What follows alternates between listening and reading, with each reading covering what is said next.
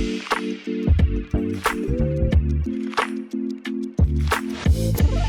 it is the Bacon Butty, Josh Sexton and Craig Hannan inside the brilliant Brasco Lounge in Liverpool City Centre on a bright Monday morning. I'll be honest, Craig, my head's not feeling particularly bright this morning, but I can't dispute the fact that it is objectively bright outside. Another good result for Liverpool yesterday. Maybe not a vintage performance, but we don't need the performances at this stage. It's all about getting this over the line now, and I think you can see in so much of what happens yesterday in the game. I think that like the players are nervous about getting it over the line now. I think that mental and physical fatigue has clearly hit them now, and there are those nerves. I mean, Virgil van Dijk kicking Andy Robertson in the head doesn't feel like that happens. Doesn't feel like that happens every normal game in a normal season.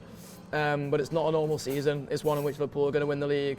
It's just about getting it over the line now whenever it happens. Yeah, massively. Look, you know, no one's sitting watching. No Liverpool game sits and watches that yesterday and goes like, that's a performance of champions. But we don't need performances. We need points.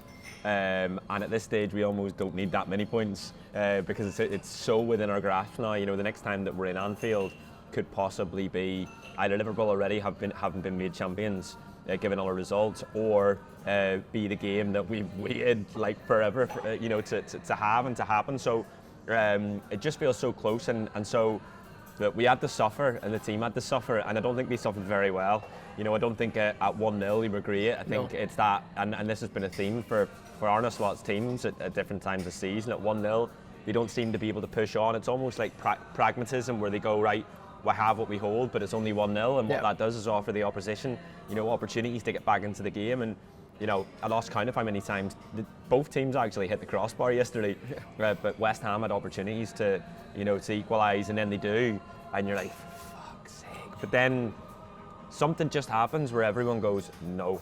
And that's, you know, I love those games at Anfield where the crowd, which, you know, was sort of fairly quiet given that, you know, given where we are, you know, there is this nervous energy, there is this sort of uncertainty. We don't know, you know, people are trying to sing we're going to win the league and people don't want to do it, but it's like, because we're waiting in the moment. But then you get the moment. The moment is magic. Like, it was such a let off. It was one of those where, like, you know, I've talked on these shows about not having had lots of big moments at Anfield this season because we haven't had to. We get it from the captain. We get him kissing the liver bird in his chest. We are men of Virgil's best, apparently. And, you know, it was bedlam in the Kop. You know, there were bodies everywhere. So, you know, if you're on social media, go onto our Twitter, and there's a video of the celebrations, and it's incredible. But, you know, so for the players to get that moment, and for Virgil to get that moment, and for the fans to have the moment at the end of walking out, the elation, the excitement in the pubs, the singing, rather than it be, you know, a nervy 1-0, or even worse, a disappointing 1-1 draw on the way to becoming champions. It felt like the beginning of the procession, if that makes sense. It feels mad, given the fact that, you know, we're so clear. Yeah, I think we've been proceeding in the way for ages. It feels like we're getting towards a bit of the celebration now, I think. And you mentioned about Liverpool not being so good at 1-0 up for loads this season. What I think they are good at is you know, bouncing back from a setback. And doing that within games as well. Like, you know, we were talking before we went on air just then, and we were mentioning that, you know, we don't think any of the subs played particularly well, besides maybe Gakpo. But even then, it wasn't like a brilliant Cody Gakpo performance. It just sort of did what he needed to do when he came on. But like, honestly, I kept saying to everyone in the booze yesterday, I'd love to have as much control over anything as Van Dijk does, whether he can score a goal or not. Like, he just goes, oh yeah, I'm sorry, like I fucked up there for the own goal. Let me go and make it up to everybody, but especially make it up to Andy Robertson, and especially make it up to the Kop. And like you say, that it felt like something symbolic, and him like touching the badge and everything after, like he knows exactly what he's doing. Yeah, no, massively. I agree on the subs. I thought the subs made us worse. All of them. I maybe got a bit harsh on Gakpo, but it was one of those where once West Ham equalised, I'm looking at the players in the pitch and thinking, fucking hell, we've got a team on here that are holding what they have. Yeah.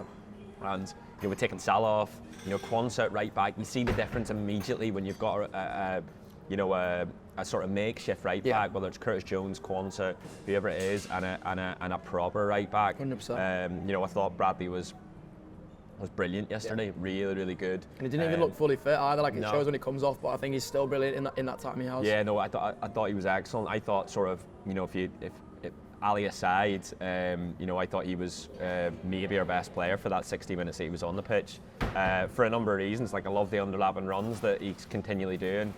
He's just so different to Trent, and he can't be Trent, and we don't want him to be Trent, you know. But what he is when he's on the pitch is a player who is able to create a bit of space for Mo Salah, who's gone wider, and he's getting in central positions as well, which I really like. He gets the shot off, and I think you'll see. I keep saying it, I think you'll see as many assists from Bradley next season as Trent. Will just look completely different. You know, I think he's got that in his locker. YouTube, press the button, become a member of the Anfield Wrap from the heart of the city of Liverpool.